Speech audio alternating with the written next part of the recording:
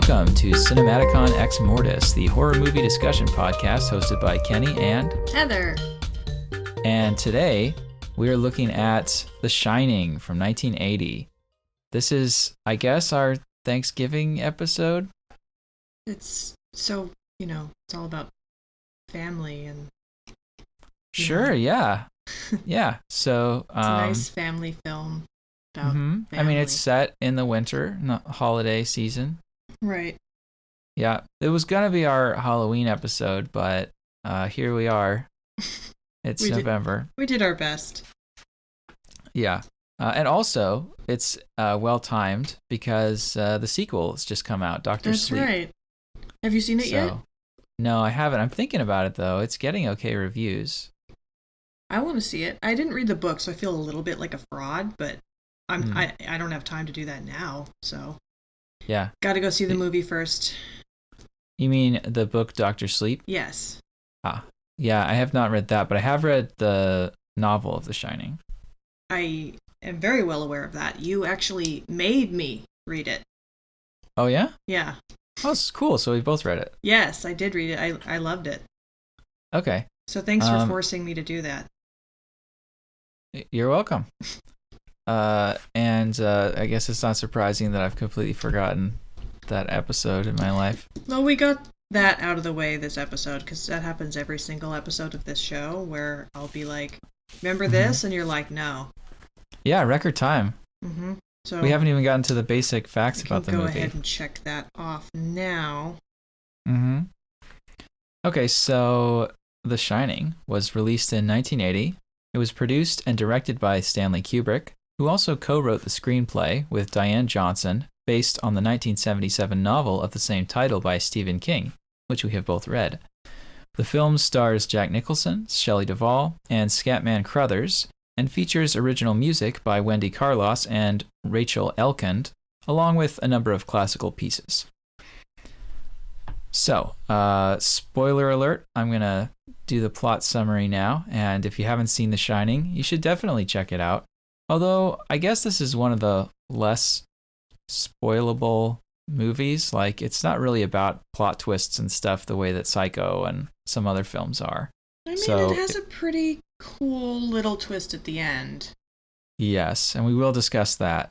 Okay, here's the plot summary. Jack Torrance, a writer struggling to complete a project, gets a job as the winter caretaker for the Overlook Hotel, a resort high in the Colorado Rockies that has to close for months every year due to the roads being covered with snow. He brings along his wife Wendy and son Danny. As they tour the premises on closing day, the hotel's head cook, Dick Halloran, notices that Danny has ESP, an ability Halloran refers to as shining. Halloran warns Danny that, for someone with this ability, the Overlook can be a frightening place, since a lot of things has happened here over the years, and not all of them was good. Someone who shines can become aware of the psychic remnants of violent events from the past, and the Overlook, which was built on an Indian burial ground and whose previous caretaker chopped up his wife and children with an axe, has plenty of these to share with Danny. Over the course of the winter, as Jack succumbs to his inner demons and the supernatural forces of the hotel menace Danny, things go from bad to worse. Ultimately, Wendy and Danny will have to escape from the snowbound Overlook or become its permanent residents.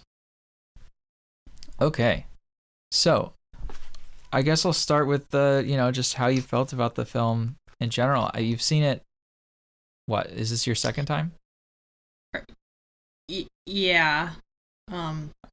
You and I have definitely watched it together. Mm-hmm. I feel like you and I have watched it together more than once. That's actually possible. I've seen this one a lot. I haven't seen it in many years though, so it is almost like seeing it again it's like seeing it for the first time, because it's probably been, you probably were the last person I watched it with, probably, which had to be like 12 years ago at least. So it's very much a fresh experience. Yeah, I like it. Yeah. Mm-hmm. Like, what do you like about it? It's not that scary to me, so I like that. I like that it's not like super traumatizing. A lot of times when movies are too scary, I can't like enjoy them at all because I'm just constantly so worried. So I like that I can enjoy it without having to like close my eyes or whatever. Hmm. But it's still spooky enough that it's, it has that effect. Yeah. So I like the balance. I find that this for me goes in a kind of special category of horror films that are actually less scary while you're watching it, and they're more scary if you think about it afterward, like because of the situation. Like that's how I feel about the Sorry. He's gonna That's a do that for a second. The pool killer filter. topiary animals over there or something. The pool filter came on, so he has to make sure that it knows that he will fuck it up if it continues to do that. Except this happens every day. So. I see. Right. So like with the Blair Witch Project, that one, I didn't really find it scary while I was watching it, but then later it ended up like keeping me up at night when I started thinking about, well, what would I do if I were out in the woods and got lost and started hearing scary noises? Like that scenario is easy to put yourself in, and it's really freaky. And I feel the same way about the Overlook. Like the idea of being in a hotel that should be empty, and there's these long hallways with all of these doors to the different rooms, and there shouldn't be anyone in any of those doors. But how do you know for sure? And what happens if you turn the corner and one of those doors is open a crack? It's like, oh, there's something so unnerving about that situation. I hate it. The Blair Witch Project like really traumatized me, so they don't go in the same category for me at all. Yeah. But you know what I'm talking about. Like, yeah. Yeah, some things are scary to think about. Totally. And, like, what I was thinking about last night was, as I was trying to fall asleep, I started thinking about Lake Mungo, and I was like, ugh, I wish that wasn't happening right now. Like, why did I have to think about that? So, yeah, totally. Well, what have you seen from Kubrick other than The Shining? What else has he done? Well, I know we watched Lolita. You got obsessed with that one.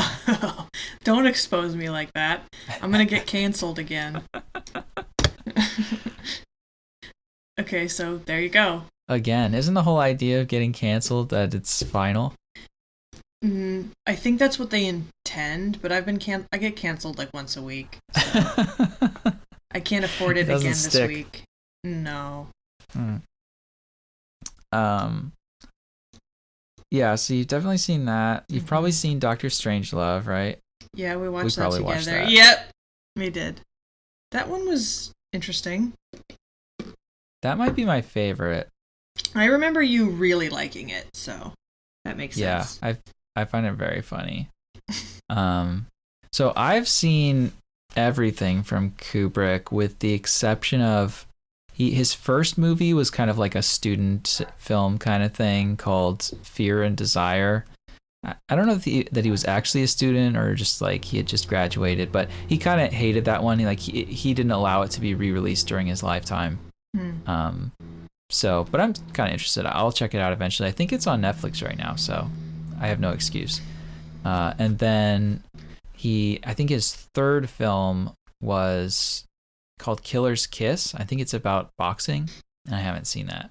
But everything else that he did, I've seen. I'm a big fan. You'll just watch anything, won't you? Well, I think Kubrick is one of the great genius directors of all time.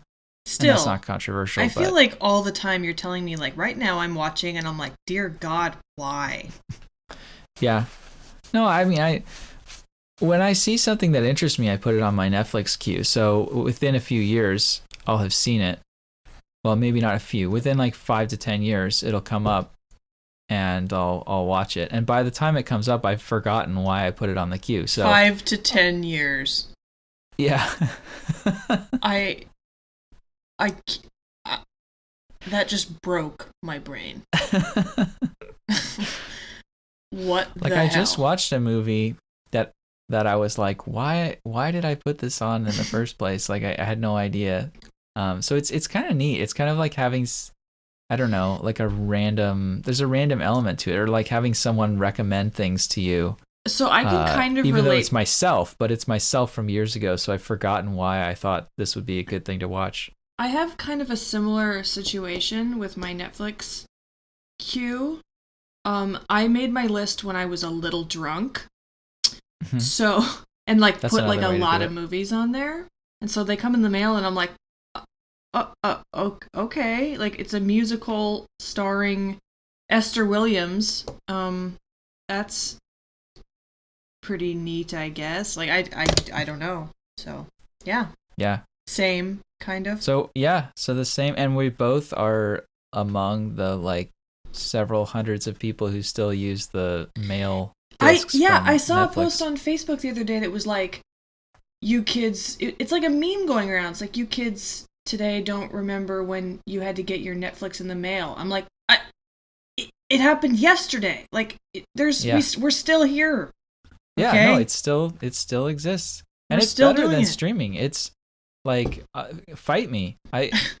It's better. Like, if you look through my queue has hundreds of films, and there's maybe like 5 or 10 of them that you can get on streaming on either Netflix or because the Amazon. quality's better. No, like those films, just the movies I want to watch, just they aren't streaming. Oh yeah, yeah. And I'm sure if you subscribe to some specialist thing, like there's one for classic movies, there's one for horror movies, Shudder. There's one but for I'm not going to classic subscribe movies? to like 50 different streaming services. Yeah, there's one. I think the Criterion Collection has a streaming service. Okay, well, I need to look into that because I have been complaining all over the place that it doesn't exist. So if it actually exists, I've been making a fool of myself. What is it called? I don't know, but that's why I have a Netflix DVD subscription, so I can watch classic films. Mhm. And even their collection isn't that great. Yeah, well, it's progressively getting worse, I think, because They're taking them off. No one wants them. well, DVDs aren't coming out as much, and so inevitably people break the discs or they get scratched, and so their stock is just going down and down unless the movie gets for anything that's out of print, and then eventually they don't have any more. So any kind of movie that's out of print on DVD is eventually going to go away. God, that's horrible. And they're not putting things back into print for a lot of things. So it sucks. But anyway, do you have any opinions about Stanley Kubrick in general? No. Okay. Well, I think he's great. I find him kind of, I don't know. There's something strange about him, the choices that he makes. Like, he makes very odd choices. It's hard to pin down like what makes a Kubrick film a Kubrick film. Like, there's certain things that he likes. He likes certain kinds of shots. He likes, of course, this was the movie where he really uses the Steadicam, which was a new invention at the time. He actually hired the inventor of the Steadicam to work on the film. So do you know what that is? Nope. So basically, when you've got a camera shot in a movie, the camera can be locked down, meaning it's just sitting in one place and maybe panning left and right, or it can be moving. And in the old days, the way to have it moving is, of course, you could have somebody carry the camera, but these things are big and bulky, and then you're going to get shake, as the person is carrying it.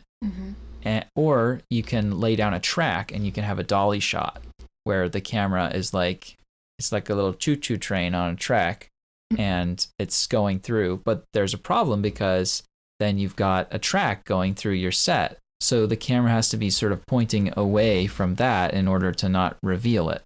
And it's also a lot of work to lay down the track for any kind of shot that you want movement. And so the Steadicam solved that problem because it's this rig that the camera operator wears that basically is like a shock absorber thing, so that the guy can be walking or running with the camera and the camera won't shake.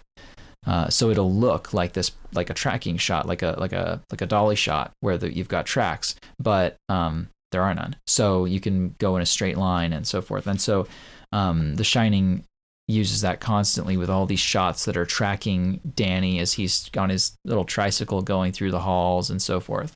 That was like a new technology at the time. And that's the kind of thing that Kubrick likes. The camera is kind of detached, and you know, if it was shaking, that gives you a sense that there's someone holding it. It makes it feel more, I don't know, like human. But here the camera perspective is inhuman. It's like hovering over the ground. It's like often at a distance from the characters. It's highlighting just how huge this environment is compared to the puny humans that are its victims. So that's the kind of thing that characterizes Kubrick's style in general, I would say. You know, like we're talking about, like long, slow shots, very sort of objective perspectives on the action, and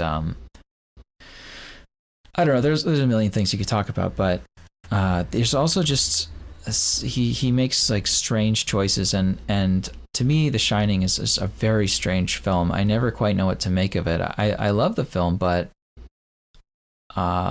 there's, I don't know, it's an enigma to me. Okay. That's interesting.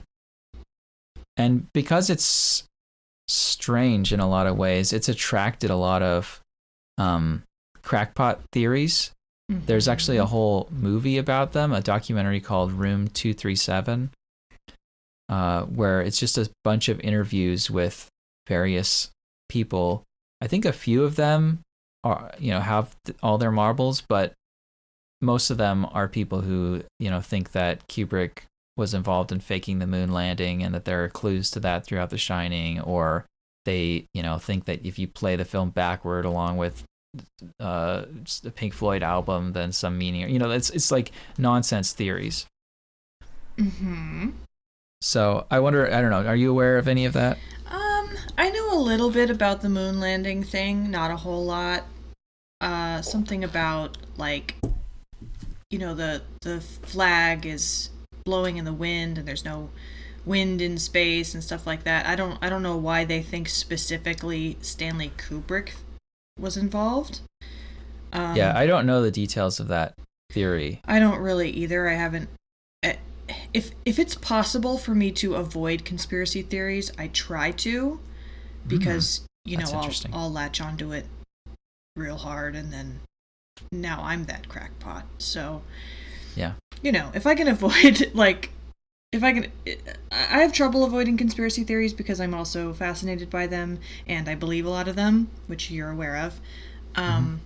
So I assume that if you gave me like 45 minutes and YouTube, I'd be a believer as well. So yeah, let's just not. Yeah. Really, the only thing I know about that theory with regard to The Shining is I know it has to do with one of the sweaters that Danny has. One of his sweaters has a rocket that says Apollo on it. That's like a design that's stitched into the sweater. So that's, I guess, supposedly a clue that Kubrick left, because he's not allowed to tell what he did, but for the really smart people watching the movie, they can figure it out. But yeah, I mean, I think there are genuinely things about the film that are puzzling, and that once you start looking at it really closely, you notice are weird. And to a certain extent, that's true with any film. Like, there are continuity errors in every movie ever made. But in The Shining, there are some that just, they seem very intentional. And especially when you know that with Kubrick's directing style, like, that's another thing that's famous about this movie is the number of takes that he would do per shot. This movie took, I think, over a year to shoot, which is an incredibly long time It for a is? movie. Yeah, usually a movie's made in like a month. Um, Oh, in terms of the what? actual shooting, right? Like Really? you I have did. pre-production that goes on for years, and then you have post-production that goes on for, a year or two after the shooting ends. Oh, I But the see. actual shooting, when you've got all the actors and the crew and everything, it's incredibly expensive to be paying everybody. Mm-hmm. So they usually uh, limit that time as much as possible. But Kubrick, he produced this film as well as directing and co-writing it, and so he didn't have to answer to financiers who would say, "What the hell are you doing?"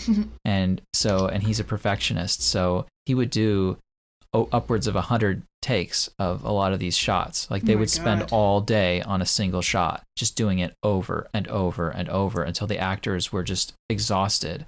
And Shelley Duvall almost lost her mind on this, because in addition to the grueling shooting of the same thing over and over and over, her character is like in hysterics for much of the film. So she's having to keep herself in that emotional state. And then on top of that, Kubrick was a dick to her. Like he was deliberately cruel to her in order to like get a better performance out of her or something. Yeah, I read So, that. I yeah. read that they had to like follow her around with water bottles because she was like exuding too much water from like screaming and crying so much that they afraid she was going to get dehydrated. Yeah. So I don't think I agree with that, but it's a great performance that came out of it. But anyway, so once you know like his extreme perfectionism, the degree to which he was involved in every aspect of the production and really knew everything backwards and forwards, and everything was deliberate, then you start to see these supposed errors, and it's like, okay, there's got to be some deeper meaning to this. The one that gets me is right in the very opening of the film. One of the first things that happens is we see the interview with Jack Nicholson, where he comes in and he interviews with Ullman, the guy who hires him to be the caretaker, and we see him enter the lobby from the outside, and then the camera pans, I think, to the left, and we see him walk into Ullman's office, and you can clearly see as the shot pans that Ullman's office is not up against any of the four walls of the structure. It's inside, that it has a hallway on the other side of the wall. And yet when he goes into Ullman's office, right behind Ullman is this giant window that you can see the outside through. So, and it's all him walking in and into the office and everything. It's all one shot. So it's clear that they built that much of the hotel in the set, and so they must have known that window could not logically exist there. So I think, and there are a lot of things about sort of the geography of the hotel that don't make sense. And I think that's I think that must be intentional. At least some of these things must be intentional. And they go along with other things that we'll talk about with the plot that don't really make sense. And I think it kind of gives you this like Alice in Wonderland kind of vibe, even if you don't consciously recognize it. It's like the Overlook is a place where things don't quite add up. Things don't really make sense in there. There are these little gaps in the narrative and in the space of the Overlook that are inexplicable. One thing people always talk about with The Shining is the differences from the novel. Stephen King famously gave the film a bad review, I guess. For decades, he said he didn't like the film. And I guess he eventually came around because, like, well, I guess there's just only so long that you can continually field questions about this in every interview and have to defend, like, the worst take in the world. Yeah. Until you finally sort of give in to the pressure of just, admit that you're wrong. But I definitely can see why King would not like this adaptation of his novel, because the differences are so striking. Yeah. Yeah, I said the same thing. because we covered this on my other podcast, Hauntings and Homicide, where we talk Oh about... yeah, we should have mentioned that. This is kind of a crossover, even though Selena's not here. Yeah. So I covered the Stanley Hotel, which is the hotel that the Overlook is based on. Now, are you sure about that? Because I did a little bit of digging, and I mean, at the end of the film, it says events are not based on anything. Well, the events aren't And the really location. But well, okay, no. Here's what I found. I found that I was flipping through my copy of the novel, and in the novel it says, at the beginning, the hotel is not based on any existing hotel. It came out of my imagination. What happened was Stephen King and his family stayed at a hotel on the off season, so it was empty. So that really happened. But really? Yes. I didn't know that. And he and that sort of like spooky ghost town aspect was like the first part of his inspiration. And then he had a dream about his son going up and down the halls, and something about like a hose coming to life and chasing him or something. And he had a dream that inspired him. He like woke up and like his quote is he said that he had the dream, he got up and he sat in the chair and like looked out the window and had a cigarette, and by the time the cigarette was done, he had he was completely done with the idea for The Shining. Like it was fully formed in his mind, and wrote it. He came there and he had this idea for writing a book that was set in like an abandoned carnival, like an amusement park. And then after the hotel, he changed his mind. So I see. I think he'd already been working on something a little bit. Mm-hmm. And the original thing was going to be called The Dark Shine. Something like that. And so nothing really spooky happened to him at the Stanley Hotel. But he did get the idea there. Yeah. So he didn't see anything like there was no haunted aspect of his experience. So. But other people have. Other people definitely have. The Stanley Hotel, they now like rent out that room and call it the Stephen King suite. And yeah, so there's a lot of haunting aspects to the Stanley Hotel. You have to listen to my episode if you want to hear all about that. So our listeners should check that out. It's a super haunted hotel. Yeah, I found it on Wikipedia. I'm looking at the outside. It's like a colonial style structure. It's very different from the hotel in the film. Yes, it doesn't look anything like that. Although they did use the Stanley Hotel in the movie Dumb and Dumber. Has absolutely nothing to do with anything, but yeah. Okay. But Jim Carrey stayed at the Stanley and had a haunted experience. Mm-hmm. And it's another thing about Stephen King in that time period is that he was kind of a maniac. Oh yeah? Right? I mean, he was an alcoholic, and I think he was doing cocaine too. And so that disrupted his family life like crazy. Mm-hmm. And I remember reading in, I guess, his autobiography, he was talking about what changed his, what made him eventually give it up. I don't know if he was on the wagon at the time that he wrote The Shining. He might have been, but it was like his family had like an intervention where they, how that goes. And he's me personally, what are you? Well, yeah. No, I mean, I don't want to explain what an intervention is. Like everyone listening to this understands what, everyone sits in the room and whatever. And then, but he said it had no effect on him. Like he just left and was like, "Fuck them," Now I'm going to do drugs. more cocaine. Yeah.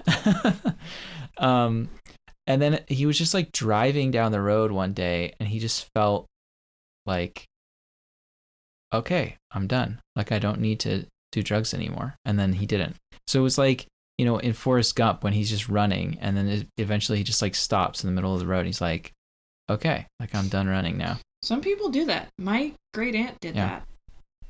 She was just like, I'm just not going to drink anymore. And she never did ever again. Yeah. But I think that's pretty much how it's gone for Stephen King. I don't know. I'm not his psychiatrist or anything, but I don't think he's like had multiple relapses or anything. He kind of had that part of his life where he was a nut and he was on all kinds of drugs and just misbehaving in all kinds of ways, and then he cleaned up his act. I love Stephen King so much. Yeah, he's a fun guy. Probably not as fun less so now because he doesn't do as much cocaine. Right, but clearly, Jack Torrance is based on him, right? It's an author insert character. He's also an alcoholic who is a writer who is struggling with writer's block and has a family, and he's trying to clean up his act for their sake. Mm-hmm. And I think that, to me, that's the biggest difference between the book and the film, is that in the book, Jack is a locus of our sympathy. We are supposed to relate to him, even though he goes crazy in the end. It's really like the hotel has taken over him.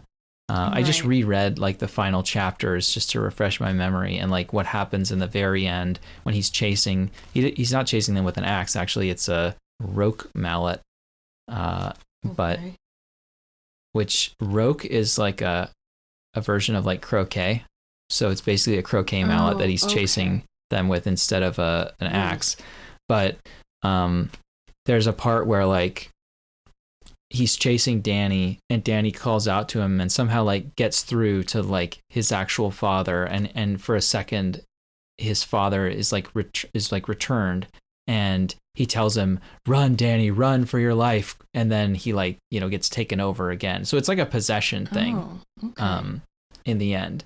So even to the very end, there's part of him that's still himself, and is still like the good father character.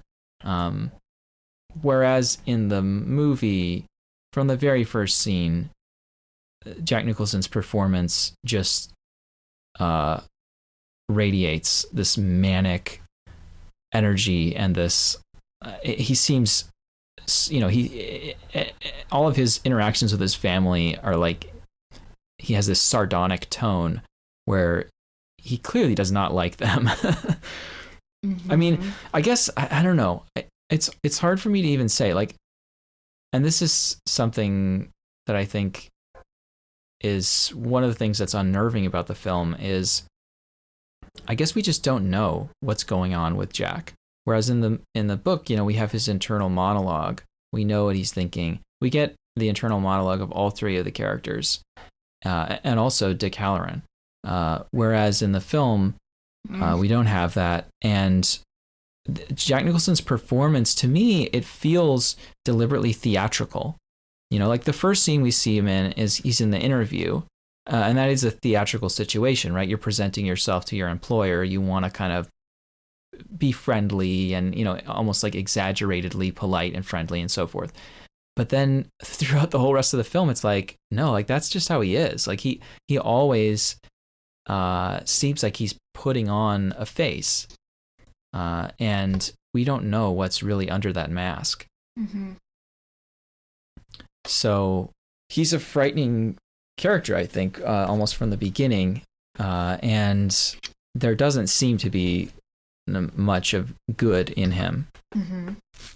Yeah, he's not really relatable. He's not like likable. Right. I mean, I kind of love him, but as a villain. Yeah. He's a really good villain. Yeah. And I guess the other thing is I kind of do relate to him as well. Or I did when I was working on my dissertation. Okay, that I can understand. The fucking throwing the ball against the wall and the empty page and the echo of the keys of the typewriter. Yes.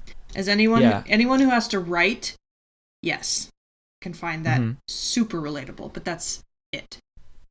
Yeah. And like the way that his wife Wendy is like trying to deal with his inability to write, like she's trying to encourage him and be nice, so she has the best intentions, but like there's a part where like she she brings him breakfast in bed, and she's like, how's your writing going, and he says something like, I haven't been able to write yet, and she says, I wrote in this quote, it's just a matter of settling back into the habit of writing every day.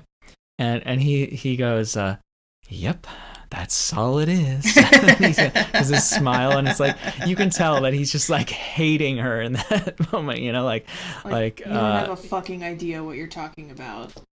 Right. And that was condescending, and yeah.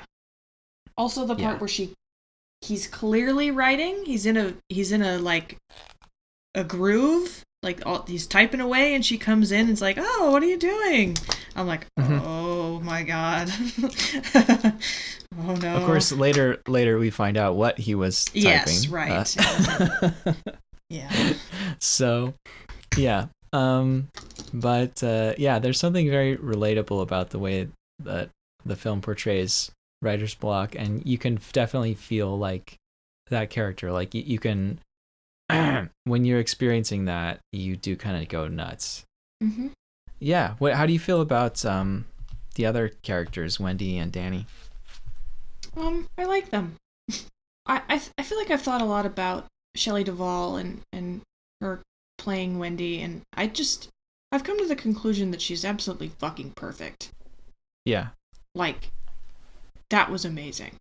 She's one of the best actors for horror, I think, because in terms of the way her face registers fear. Mm-hmm. Like, in order to be scared in a movie, we need to be scared like through a character being scared, right? It's the character's reaction to what's happening that scares us, really. Mm-hmm. It's not the scary monster itself. And when she is like in the bathroom and Jack is crashing through the door with the axe, and she's just sitting curled up screaming, like she has like the biggest eyes in the world, and she's like, yeah, she's got the perfect face for that. Mm-hmm. And that kid that plays Danny is amazing too. Yeah, and then he went on to not be in anything. He I think he's a school teacher. Wow. I meant to look him up, and I never did, so that's interesting. With Danny and Wendy, we understand like what is going on with them mentally, even though we don't have their interior monologue. So I think that that shows that it's not like an accident that we don't have any insight into Jack, really. It's intentional. He's become the monster. So that's one difference from the novel. There's a bunch of others that I don't think are as important. Like, people always talk about the topiary animals in the book. Mm-hmm. So the book doesn't have a hedge maze. Instead, it has these animals that are, I don't know what you'd say, pruned out of the bushes. And they come to life and menace the characters. They're pretty prominent in the book, but it's kind of obvious that in 1980 you couldn't do that in the movie. That would have looked so stupid if they'd even tried. So yeah, they would have had to been like puppets or like stop motion animation or some nonsense. Right. Would have been bad.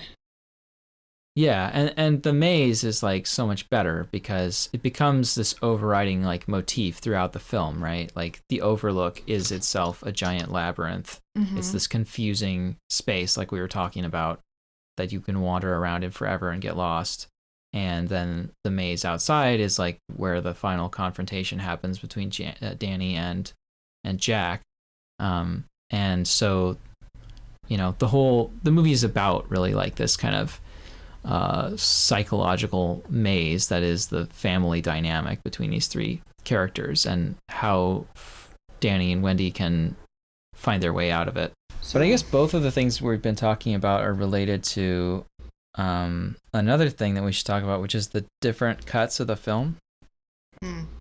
Because there's a lot more of the stuff with Halloran in the longer cut, and there's also a lot more about Jack's alcoholism.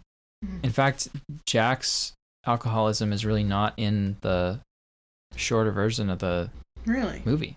Yeah. So for our listeners, the film kind of has three cuts. It really has two. So when it was originally released, the ending was different.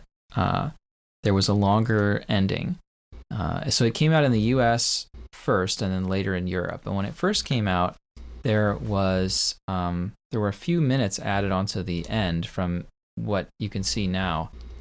So after Jack chases Danny through the maze and then he freezes to death, in the original version of the film,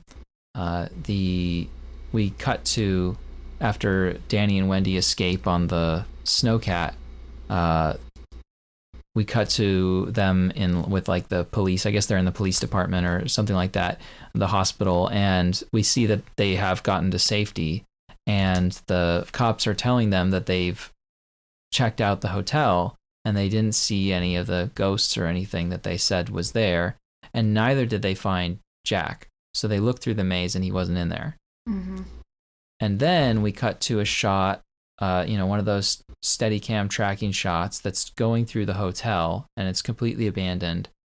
And eventually the camera turns the corner and there's the wall with all the photographs on it, and it zooms in slowly, and we see the photograph of the 4th of July ball with from 1921, and we see that in the center of the photograph there's Jack Nicholson. Mm-hmm. So all of that was cut, and instead we just cut from Jack Nicholson's frozen visage to the photograph of 1921. And that was cut only a few days after the film was released. Kubrick thought better of that ending and cut it out, and then he directed all of the projectionists who had cut copies of the film already to cut it out too. Boy. So that version of the film was only seen by, the people who saw the film during the first few days that it came out. So now you have the US version that's about 2 hours and 20 minutes long, just missing that little bit at the end. But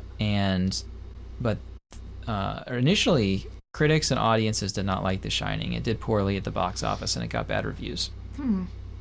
So when it came out in Europe a few months later, Kubrick recut it to try to have it perform better. And in doing so, he cut out about 20 minutes from the film. Okay. And so that's the European cut of the film. So I, as an American, had always seen the US cut of the film. But this time I watched the European cut, the shorter one, which I don't think you've ever seen. Nope. Heather, unless Probably did you not. watch it on streaming this time? I watched it. I rented it from Amazon. Oh, okay.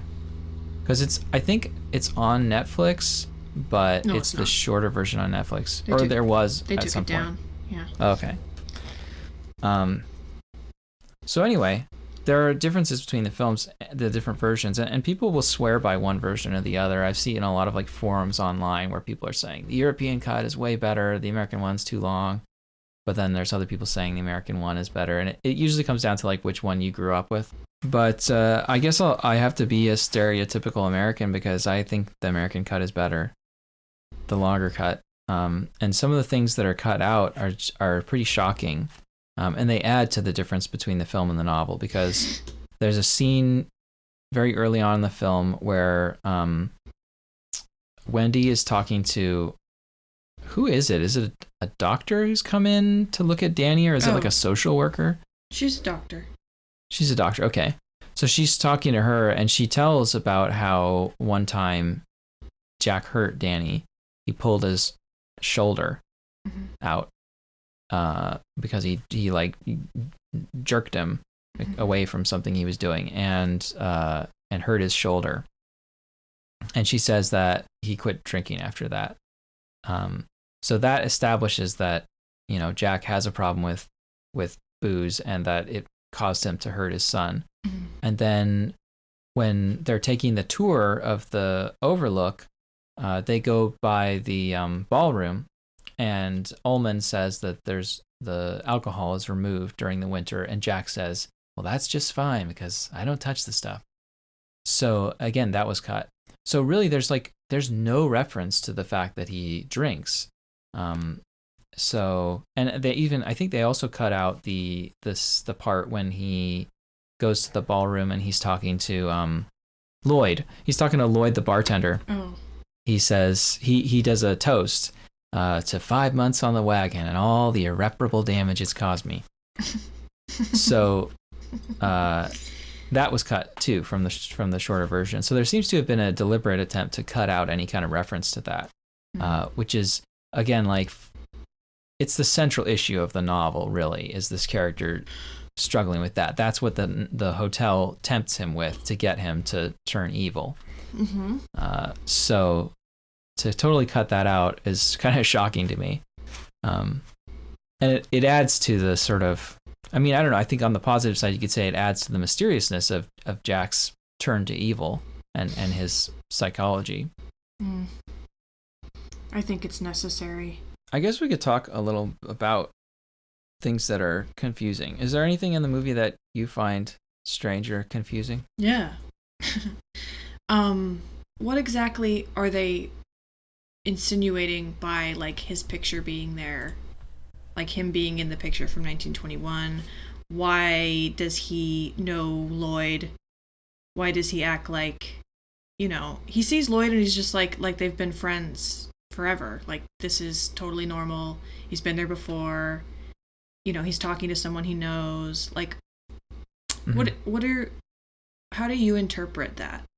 Well, and that's another scene that was cut from the shorter version is when Wendy brings him breakfast in bed, their conversation goes longer in the longer version of the film.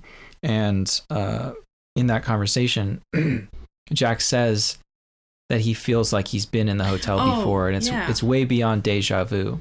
Yeah, I remember. So that's another one of those things. So I guess Stanley Kubrick in an interview was asked about the photograph at the end, and he said that it was a sign that Jack had been reincarnated, that he had been in the hotel before in a previous life, which to me is like the dumbest interpretation. So I don't like that. So I like to believe that he was just messing around when he said that, because I mean, to have someone's previous life be visually identical to me is like Back to the Future kind of thing, where you have the same actor play the ancestor. It's just kind of goofy. Like he should look different if it's not him. So I prefer the idea that he's been sort of absorbed into the history of the hotel at the end. So that's why the body goes missing too, although that's not in the the cut of the film that we watch now. Absorbed into the history. I feel like I sort of understand, but that's... Yeah. It's a place where you become unstuck in time, to use Kurt Vonnegut's phrase, as well as sort of stranded in space. You're also kind of, like these scenes from the hotel's past play, but they're not really true to how it was necessarily. So near the end of the film, Jack is hanging out with the ghostly bartender Lloyd, and there's like this whole ball going on, this like 1920s ball going on around him with music and people, and he bumps into the guy who's like a butler who's serving the guests, who spills his drinks on him, and then they go into the restroom to clean him up, and it comes out that this guy is named Delbert Grady. Delbert Grady, right.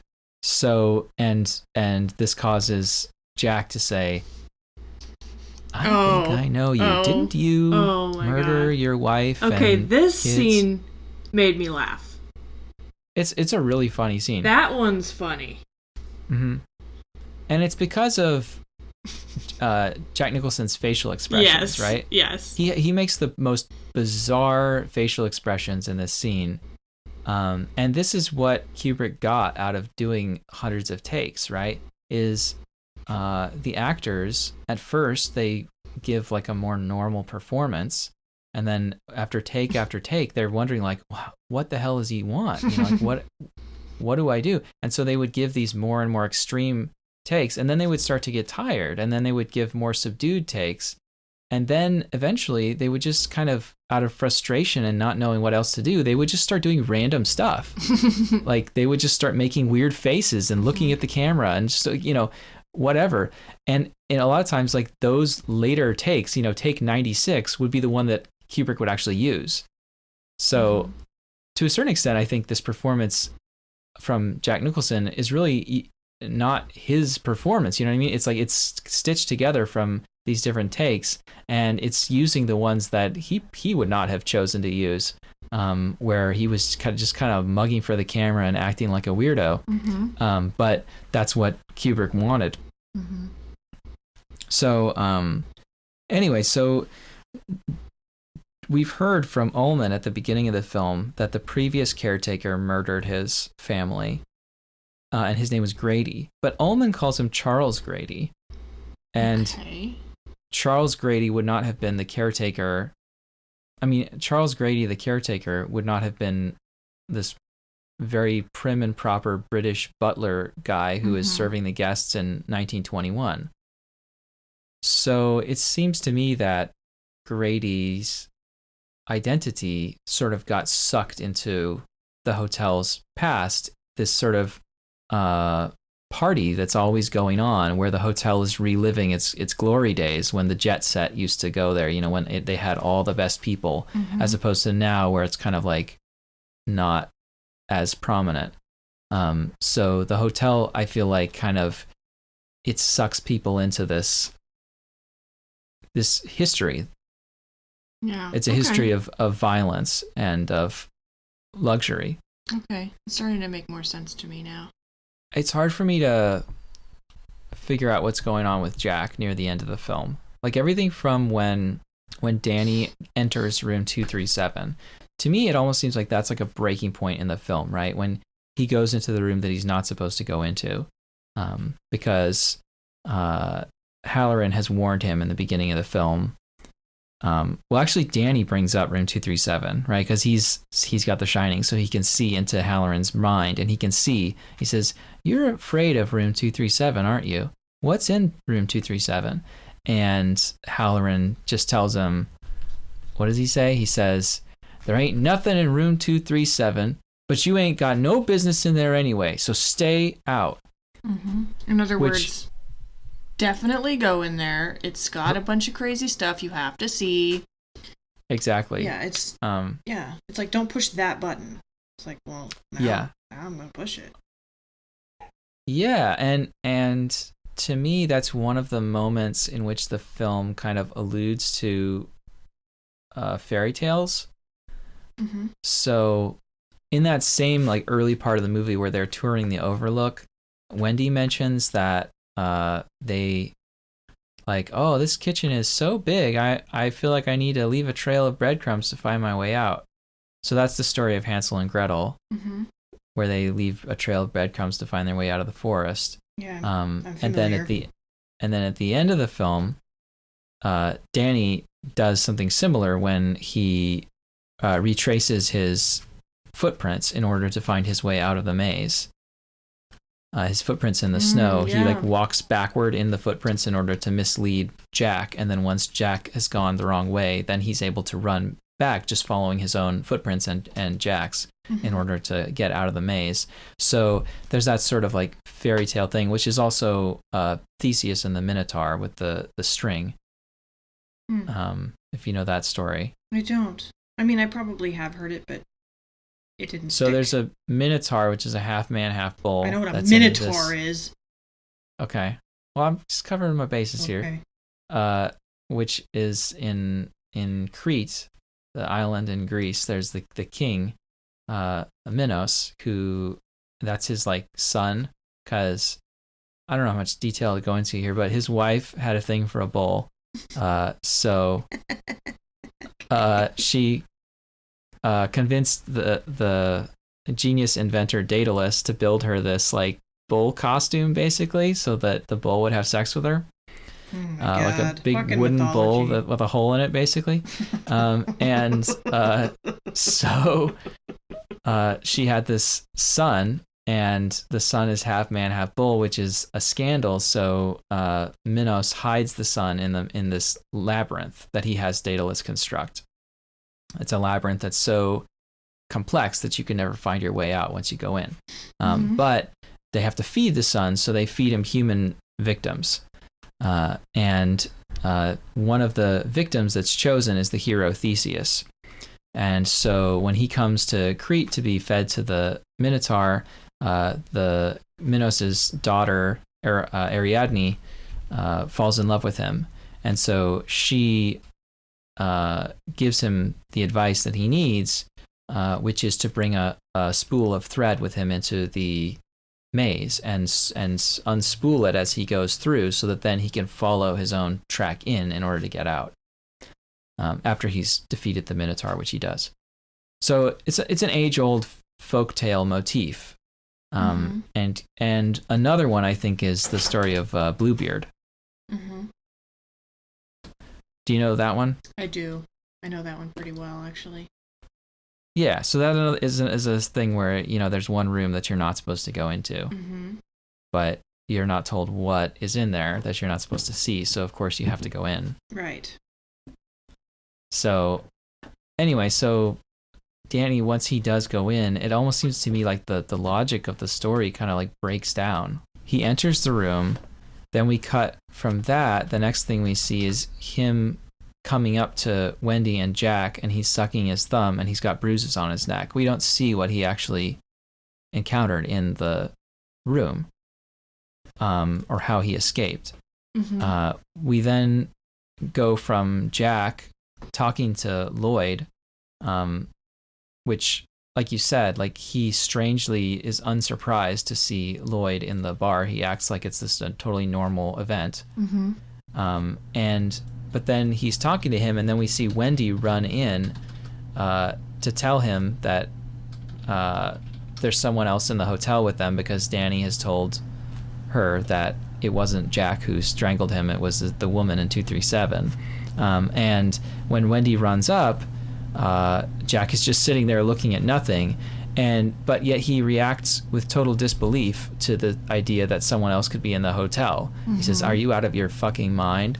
And it's like he's just been talking to someone that he seems to think is in the hotel. So, like, what? Like, there's this sort of discontinuity in his character that is hard to understand. And then when Jack goes into room 237, he encounters the nude woman who embraces him and then turns into the rotting corpse of an old crone. And he flees from the hotel room, and he's clearly horrified. But then when the next thing we see is him arrive in the Torrance's living quarters, and he tells Wendy that there was no one in the room and there's nothing wrong. So it's like, what happened in between there to completely change his attitude? It's a good point. I have no idea. I guess it's showing you that he is kind of in and out of, like, being cognitive to the hotel's shenanigans, and also not. Yeah. Which is, like, are they trying to point out that he's, like, lost his mind? Or he's losing his grip on reality? Like, he's just kind of in and out of sanity. I think that once he goes into the room, I think after that point, he's almost not, like, there's nobody there, like that's, I don't know. It's one of those things where it's hard not to bring the book into it, right? Because another thing that's strange about the movie to me that isn't about the book is the movie, I think, is guilty of the dreaded double mumbo jumbo that we've discussed, right? So we've talked about double mumbo jumbo, where you don't want to have two, like, different supernatural things going on in your movie, or two, like, just weird things, because then you start to lose the audience. And in the movie, what was strange about it to me before I read the book is you've got this haunted hotel that's, like, the most haunted space in the universe, right? It's like the craziest shit goes on there. And then you have Danny, his ability of the Shining, his psychic kid. And it's like those two things never clearly relate to each other in the film. It's just like there's a haunted hotel, and also there's a kid with psychic powers. Whereas in the book, they are related. The reason that the hotel goes so apeshit when the Torrances are staying there is because it's sort of powered by Danny's psychic energy. It's feeding off of him, and it wants to capture him. It wants him to stay there forever. And that's why it possesses his father to try to kill him, is so that it can sort of take his essence and have him be, powering it forever. Got it. So that makes a lot more sense to me. So if some different family had stayed there, that might not have happened. They wouldn't be seeing all the crazy stuff that the Torrances see. I mean, I made that connection. Yeah, and I think you can kind of make that connection in the film. On this reading, when he enters room 237, that's the moment where the hotel like fully takes him over.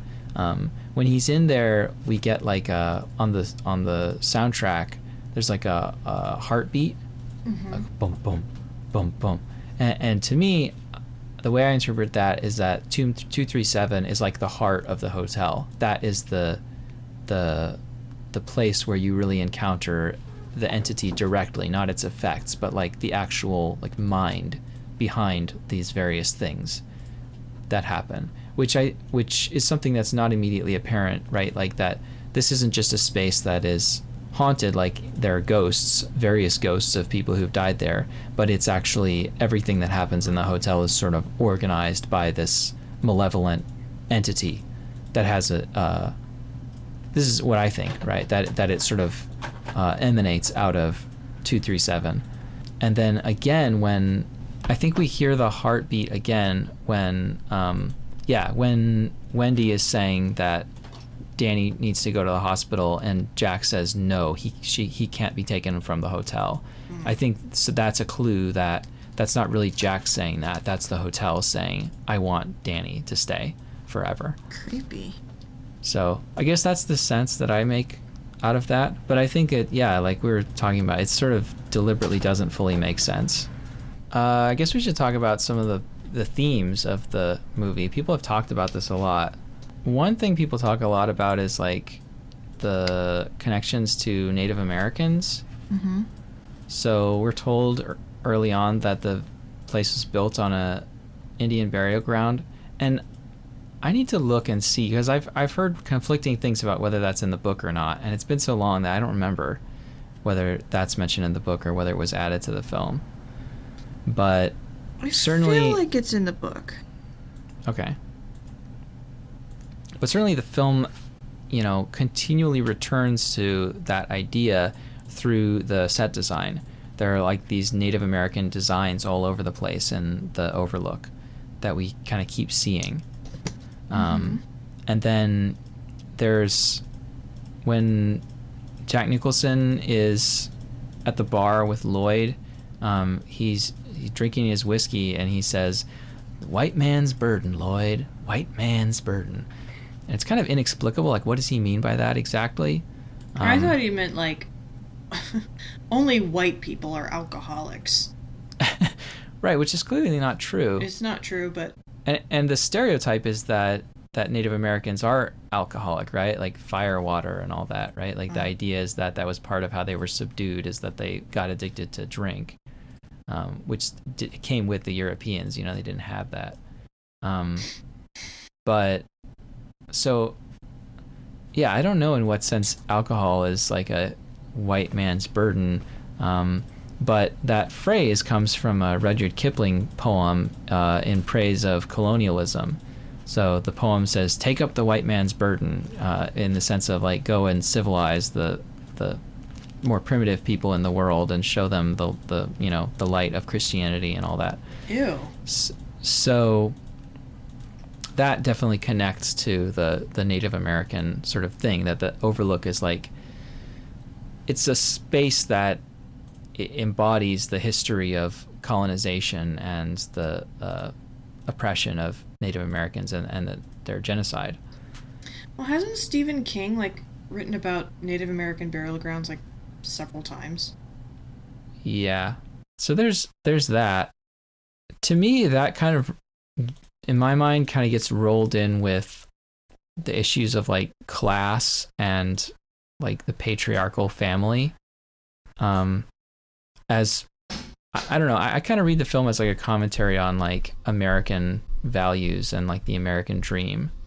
which involves suppressing other races, not just Native Americans, but also blacks, which Dick Halloran, the cook, is black, and Delbert Grady refers to him using a not nice word. And then Jack ends up killing him. So his doing the Overlook's bidding involves murdering this black guy, sort of repeating this history of racial violence in America. And it seems to me like the hotel tempts Jack not just with booze, but with the promise of moving up in terms of social status and economic status. Like the Torrances are a very like blue collar family. But obviously Jack has aspirations to something else. He's a writer, he's educated. And when Wendy tells him that they should leave, he says like, well, what do you want me to do? Shovel the walk and work at a car wash. So that's like what's waiting for him in the outside world, is this like life of drudgery and manual labor.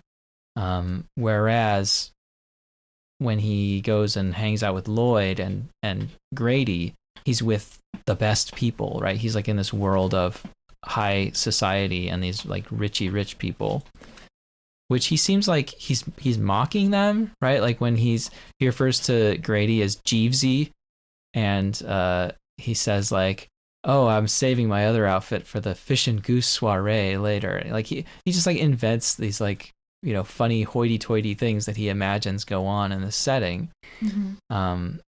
But at the same time, it seems like he wants to be one of them. You know, the way that Grady convinces him to murder his family, like it involves also like a challenge to his manhood, right? When he explains how he killed his family, he says that, you know, the children were trying to burn down the hotel, and so I corrected them. Yeah. And when their mother intervened, I corrected her. So his, you know, insane homicidal violence against his family is spoken of as if he's just doing his fatherly duty to, you know, like Leave It to Beaver, you know, he's like fulfilling that role of the father who knows best and who corrects his family members when they do wrong.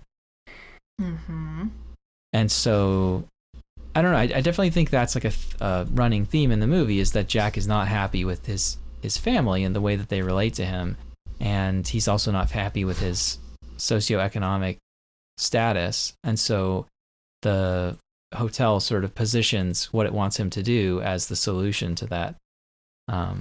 And in so doing, Jack is he's pursuing a nightmare version of the American dream. Okay. There's also like US flags all over the place in the movie. Like the hotel is full of all kinds of like visual references to that. American flags and stuff. And then of course like that makes sense of the end too, right? Like where he's made it. Like he's one of the best people in the photograph. Yay. He's like wearing a tuxedo and stuff. It's like he's achieved the American dream. What's interesting to me though is like the American dream seems really British. Like Delbert Grady has like this very bizarre accent. Yeah, he's got like he trills his R's, and like he's got like the most posh English accent you could have.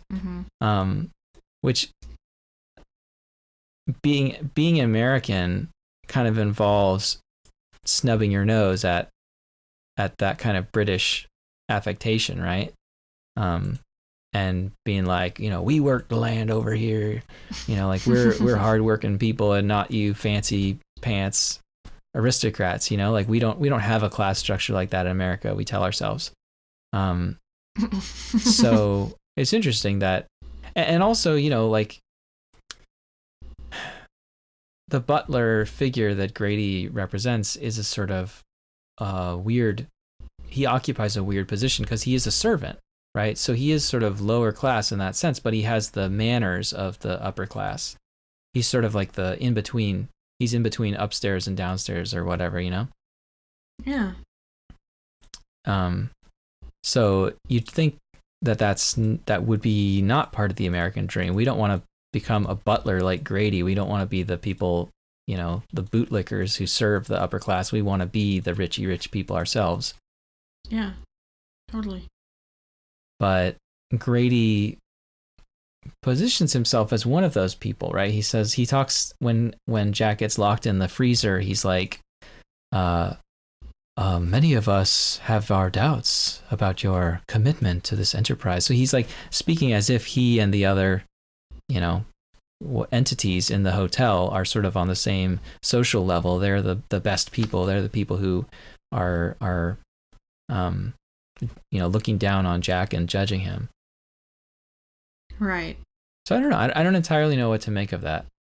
If we're thinking about the film in terms of like an American identity, why is this figure so like emphatically British? I couldn't tell you. I didn't do it.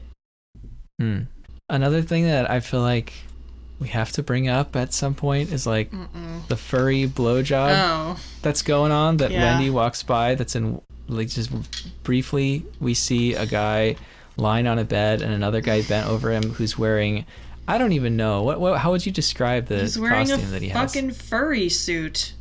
Yeah, but it's like furry. Yeah, I guess it's like a bear costume, but like the mask doesn't really look like a bear. That's the scariest thing in this entire film. It's very creepy. Furries terrify me. I like how it's like, dark things happen here. Furry things. Like, no, please. Not that. Right, yeah. It's like, it's a moment that should be comic. They're also like pretty mad that you're like breaking up their... It's like, we're two consenting adults. Can we fucking help you? Yeah, exactly. Like, it's strange that is framed as something that's terrifying. Well, it is. But it is. It is just because it's so unexpected. Weird, yeah. It's like, wait, what? Furry ghosts. Yep, it's a thing, I guess. Oh God, that's my worst nightmare. That is it. That's my worst fucking nightmare. Furry ghosts. Ugh. So I mean, I guess the easiest interpretation of that is just like we're supposed to find it disturbing because that kind of sexual act is unnatural and wrong, and so that's another one of the wrong things that's happened in the Overlook's history that we're seeing glimpses of, along with the guy whose head is like split, and stuff like that.